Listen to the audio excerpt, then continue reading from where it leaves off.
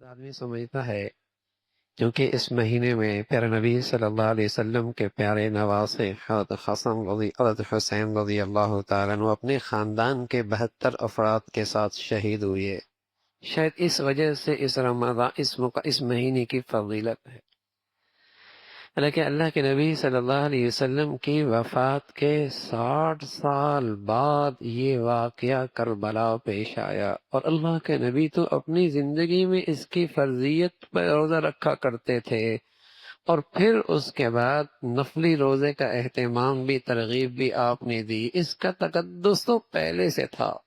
ہاں، اس کی وجہ سے مہینہ فضیلت والا تھا، دن فضیلت والا تھا. حضرت حسین کی شہادت کو 2 چاند اور لگ گئے، انہیں مرتبہ اور مل گئی. یہ ہے تو آپ علیہ الصلوۃ والسلام نے اس مہینے میں جو عمل کیا وہ یہ کیا کہ روزہ رکھا، اور ایک اور ہدایت بھی دی. آپ نے فرمایا یہودی چونکہ روزہ رکھتے ہیں 10 کا، تو ہم ان کی مشابہت اختیار نہیں کریں، ہم 9-10 رکھیں گے، ایک روزہ بڑھا دیں گے اس کے ساتھ.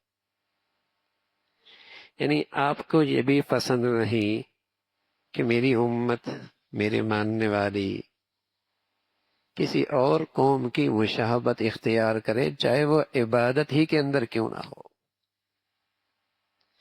آپ کی غیرت نے اسے گوارا نہ کیا کہ میری امت کسی اور قوم کی مشابہت اختیار کرے، اگرچہ عبادت ہی کیوں نہ ہو. فرمانا نا آئندہ 9 بھی رکھوں گا، ایک روزہ اور بڑھا دوں گا. پھر آپ علیہ الصلوۃ والسلام کا یہ مبارک ارشاد بھی ہے، من تشبہ بقوم فہو منہم، جو جس سے مشابہت اختیار کرے گا قیامت میں انہی کے ساتھ اٹھایا جائے.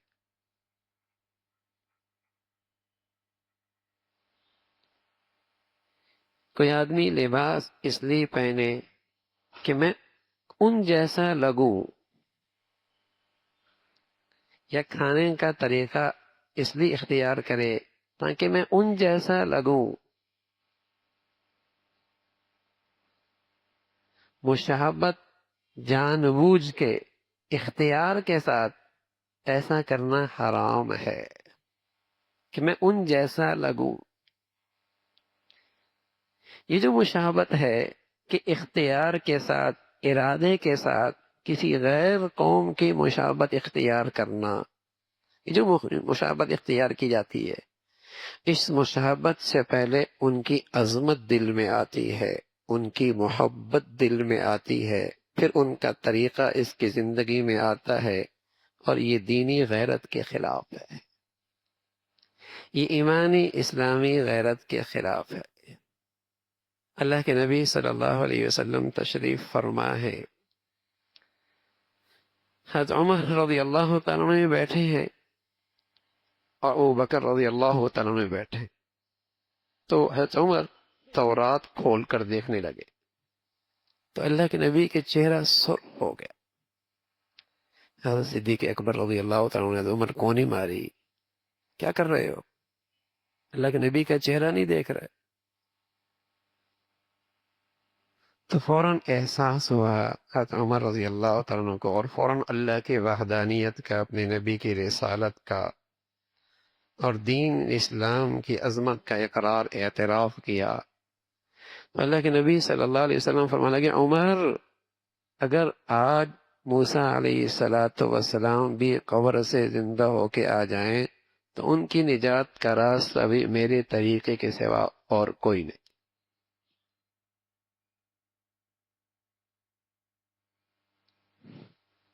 اپنے زمانے کے سکے تھے، اب یہ شریعت محمدیہ کا کھرا سکہ ہے. اب نجات کی شکل صرف یہی ہے،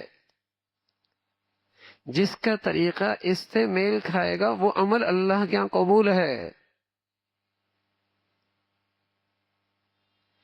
تو اگر کوئی شخص اپنے ارادے سے کسی قوم کا لباس پہنے، کھانے میں اس کا طرز اختیار کرے، شادی بیاہ میں اس کا طرز اختیار کرے، لباس پوشاک میں اس کا طرز اختیار کرے، اٹھنے بیٹھنے میں اس کا طرز اختیار کرے، اختیار سے، کیونکہ اس کے پیچھے ایک جذبہ ہے ان کی عظمت کا، ان کی محبت کا، تاکہ میں بھی اچھا لگوں، معزز بن جاؤں، میں بھی اچھا لگوں، معزز بن جاؤں. تو ایسی کسی قوم کی مشابہت اختیار کرنا حرام ہے.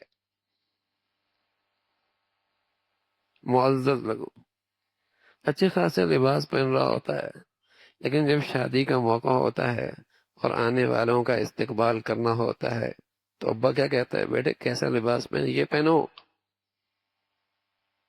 یہ لباس پہنو. سمجھتا ہے کہ اس میں عزت ہے، اس میں عزت ہے. تو یہ حرام ہے کسی قوم کی مشابہت اختیار کرنا، اس لیے کہ اس کے بھی جذبہ ہے ان کی عظمت کا، ان کی محبت کا، کہ اس میں عزت ہے. تو کہاں میرے اور آپ کے پیارے نبی صلی اللہ علیہ وسلم، جنہیں تو عبادت میں بھی مشابہت پسند نہ تھی، اور کہاں آج نبی کے ماننے والی امت کا حال ہے کہ شاید ہی کوئی زندگی کا راستہ اور طریقہ ایسا رہ گیا ہو جہاں ان کی مشابہت نہیں، جہاں ان کی مشابہت نہیں، اور ان کے طرز زندگی کو پر فخر نہیں کیا جا رہا،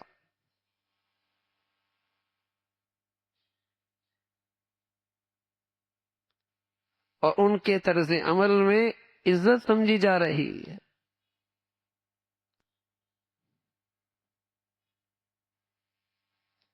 تو یہاں اللہ کے نبی صلی اللہ علیہ وسلم کے ارشاد میں ایک بہت بڑی ہدایت ہے میرے اور آپ کے لیے، کہ ہم اپنی زندگی کا جائزہ لیں.